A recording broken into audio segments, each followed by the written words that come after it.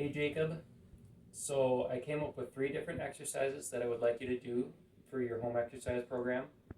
The first exercise that we're going to have you do is the deadlift. This exercises your lower back and your legs, and I understand that you've been having some pain in your lower back and you're looking to become a little bit more independent, being able to do more yard work on your own. So this exercise is great for that as it exercises both your lower back and your legs.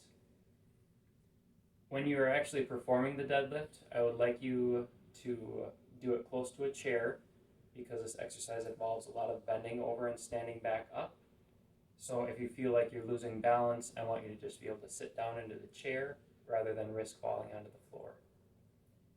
Here at the clinic, we will be doing the deadlift with a barbell, but you had stated that you probably don't have a barbell at home. So I came up with an alternative piece of equipment that we can use, a bucket. But you can really use anything that can hold a little bit of weight. You could use a backpack or a laundry basket. So to actually perform the deadlift, remember I want you to stay close to your chair. And then I want your feet close to the bucket, about shoulder width apart. And then the first thing that I want you to do is just put a little bit of a bend in your knees. I just don't want your legs locked out like this. Little bit of bend in your knees. Keep your back straight. And then I just want you to bend forward from your hips, keeping your back straight and that slight bend in your knees. And then grab the bucket. And then from here, with your knees bent and your back straight, I just want you to stand up with the weight. To put it back down, same thing. Back straight, slight bend in the knees, lower it back down. A couple of things that I want you to keep in mind while doing this exercise. I don't want you to see your posture failing. I don't want to see any rounding in your back. And I don't want to see your legs too straight like this. This just puts those joints in a compromised position and can attribute to injuries. The deadlift is great because I understand that you're trying to get more independent, trying to get back to doing yard work. And yard work involves a lot of bending over, a lot of picking up heavier things. So once you're able to do a deadlift efficiently, your yard work is going to be an absolute breeze.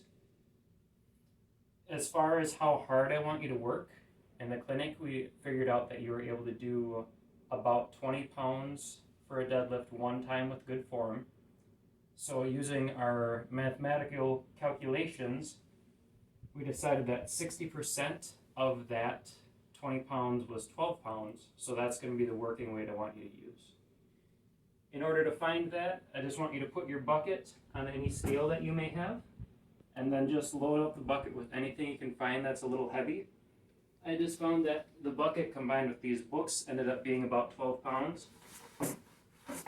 And then just reassess, make sure that it's 12 pounds, and then this will be the working weight I'll have you do the exercise with.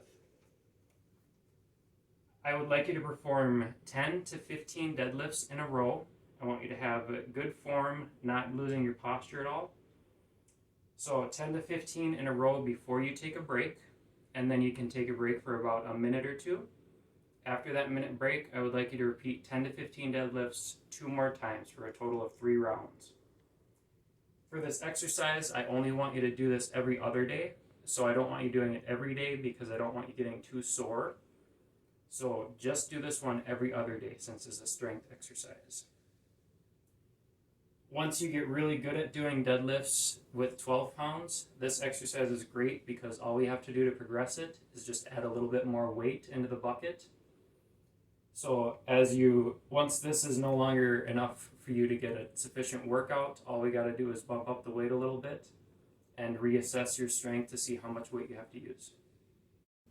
Okay, Jacob, so the next exercise that I'm going to have you do is sit to stands. This is one of my absolute favorite exercises just because it does so much. It strengthens your legs, it improves your balance, and it also exercises your heart, which will help you have an improved energy level. I understand that you want to get back to doing activities more independently, including yard work and shoveling.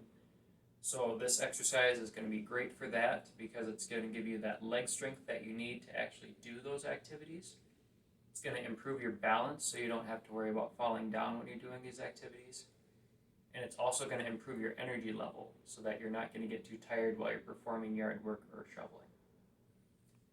When you actually do the sit to stand exercise, I understand that when you go from sitting in a chair to standing up, that you have some lower back pain. So to actually do this exercise, I'd like you to pick something to sit down on that's a little bit higher up than a normal chair.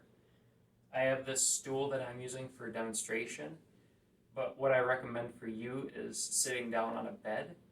Usually beds are a little bit higher than chairs and they provide a softer cushioning when you sit down.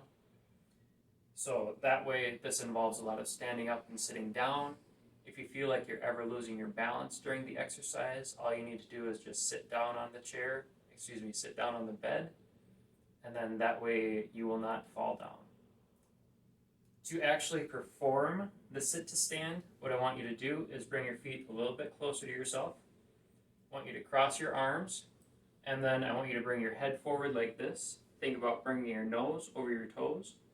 Then from this position, I want you to use your legs to stand all the way up. Once you're standing all the way back up, I don't want you to just plop down into the chair. I'd like you to control your way down. So again, feet underneath you, head forward, stand up, control on the way down. As far as how many of these I want you to actually do, I would like you to set up a clock in front of you, something that can measure time in seconds. And once you start doing your sit to stands, I want you to do them for 30 seconds in a row. Then I want you to take a 10-second break.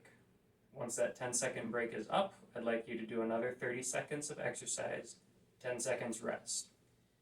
I'm going to have you do 4 of these rounds in a row.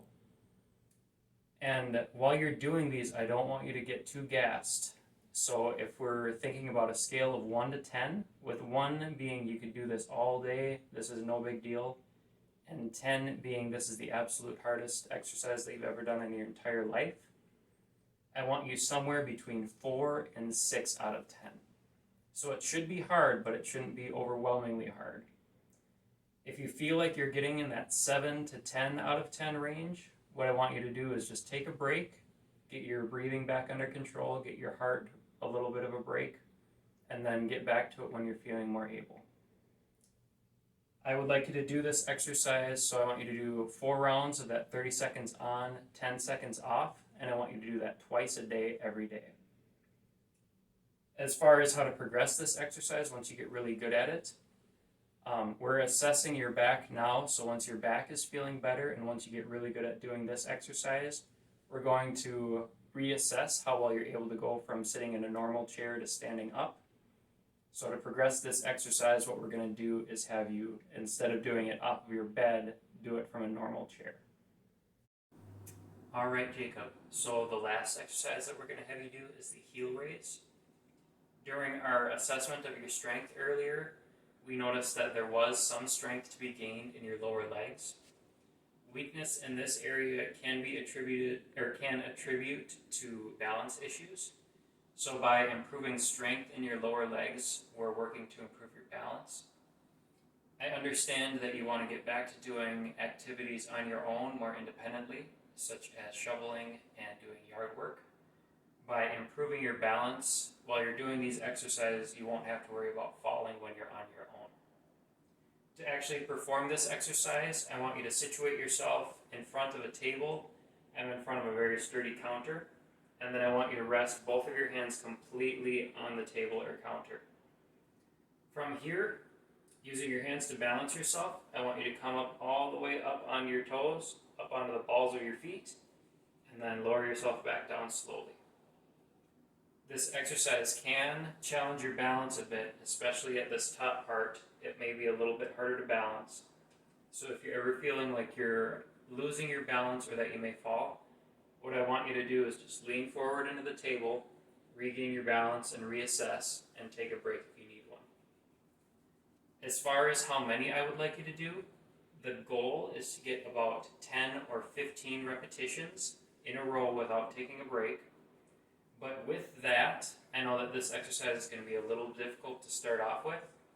So thinking back to that scale of 1 to 10 we used earlier, where 1 is very, very easy and 10 is the absolute hardest exercise you've ever done, I'd like you to try to stick between that 4 repetitions and that 4 out of 10 and 6 out of 10.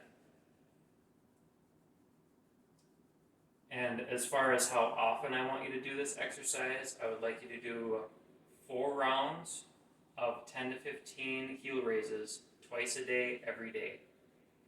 As far as progressing this exercise, once you're able to do 10 or 15 very easily, what I want you to do is, instead of resting your hands completely on the counter or table, I just want you to either lightly rest your hands on the table or even just let your hands hover above the table while you're doing the exercise.